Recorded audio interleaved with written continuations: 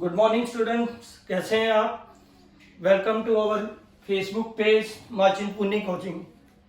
कल हमने एक वीडियो अपलोड की थी और बड़ी खुशी हुई कि उसके ऊपर अच्छे रिव्यू आए हैं और हमारे एक सब्सक्राइबर हैं, भाई कह लो, स्टूडेंट कह लो, दोस्त कह लो, और उन्होंने रिक्वेस्ट की थी कि सर अभी जो आप वीडियो बनाओगे ना वो हमें बीएससी एंट्रेंस टेस्ट के लिए बनाएं, ताकि उनका जो अभी एंट्रेंस टेस्ट है 2025 से 26 बैच वाला वो होने जा रहा है। तो कह रहे थे कि सर कैसा पेपर आएगा, क्या उसमें होगा, कौन से सब्जेक्ट्स होंगे, तो उसके ऊपर आप वीडियो बनाकर जो है हमें डालें ताकि हमारी जो हेल्प हो सके।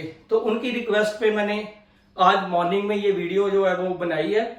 तो दोस्तों, बीएससी नर्सिंग जो है वो मेडिकल साइंस की स्टडी है, जिसमें हम लोग जीएनएम, ओटी या डॉक्टर्स के एज ए मेडिकल फील्ड में जब हम काम करने की सोचते हैं, अपनी सर्विसेज जो हैं वो मेडिकल लाइन में देना चाहते हैं, तो बीएससी जो होती है वो फर्स्ट प्रेफरेंस होती है हर एक स्टूडेंट की।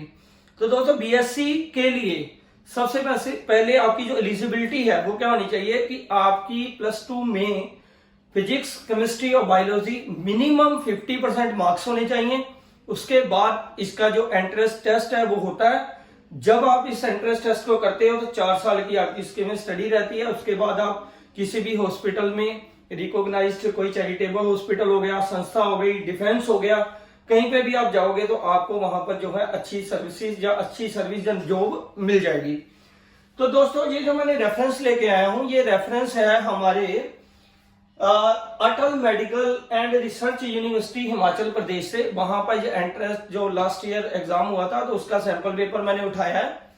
उसमें जनरली आपको जो है वो फिजिक्स, केमिस्ट्री, बायो और जनरल इंग्लिश, जिसमें प्रेपोजिशन आ जाएगी, छोटे मोटे जैसे एंटोनियम्स आ जाएंगे, वर्ब्स आ जाएंगी। तो ऐसा ही जो एक छोटा सा सेटअप मैंने लगाया। तो बाकी गुरजीत जी आपको जो है मैं इसका पीडीएफ भी भेज दूंगा ताकि आपको रेफरेंस मिल जाएगी कि कितने उसमें 25-30 क्वेश्चंस है, तो कैसे आपको अटेम्प्ट करने हैं। अगर आपको फिर भी कोई दिक्कत आएगी तो आप मुझे दोबारा से मैसेज कर लेना। हमें अच्छा लगता है जब हमारे स्टूडेंट्स हमें रिव्यू देते हैं कि सर आपकी वीडियो ये अच्छी थी, हमें इस पे जो है वो वीडियो बना के डालें।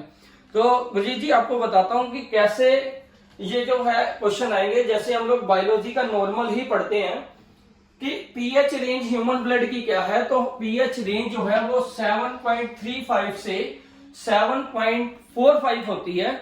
ये ब्लड की पीएच रेंज है, क्योंकि पीएच रेंज जो होती है वो पीएच स्केल के मुताबिक होती है। 1 से 6 तक जो होते हैं वो सारे एसिड होते हैं, और 8 से अबव जो होते हैं वो सारे बेस होते हैं, और 7 जो होता है वो न्यूट्रल होता है। यानी कि जो हमारा जो ब्लड है वो स्लाइटली अल्कलाइन होता है, ना वो बेसिक की कैटेगरी में जाता है ना वो एसिडिक की कैटेगरी में जाता है। जस्ट छोटा थोड़ा सा अप एंड डाउन जो है वो चलता है, लेकिन वो रेंज जो है वो प्रॉपर 7.35 से 7.45 है, क्योंकि ब्लड जो है वो एल्कलाइन इन नेचर होता है।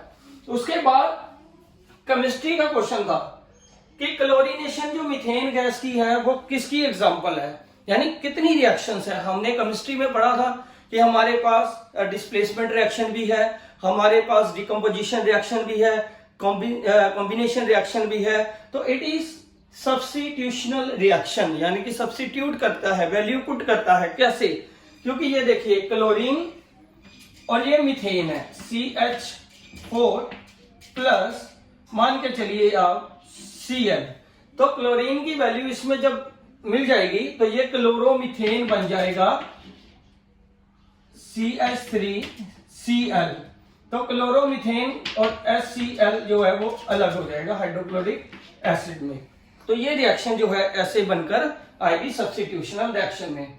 फिर विटामिन ए के हाईएस्ट सोर्स पूछा है। तो ये जब आप क्वेश्चन पढ़ते हो ना तो MCQ हो जाए ना, तो इसमें सबसे बड़ी प्रॉब्लम क्या होती है, अगर तो आपको 1 मार्क्स का क्वेश्चन पूछा जाता है तो आप सीधा जवाब दे देते हो भाई इसमें कैरेट भी विटामिन ए है, पपैया भी विटामिन ए है। लेकिन उसने क्या पूछा है, उसने आपसे पूछा है कि हाईएस्ट वैल्यू कितनी होगी। तो हाईएस्ट वैल्यू जो है वो किसमें मिलेगी, हाईएस्ट वैल्यू मिलेगी कोड लीवर ऑयल में।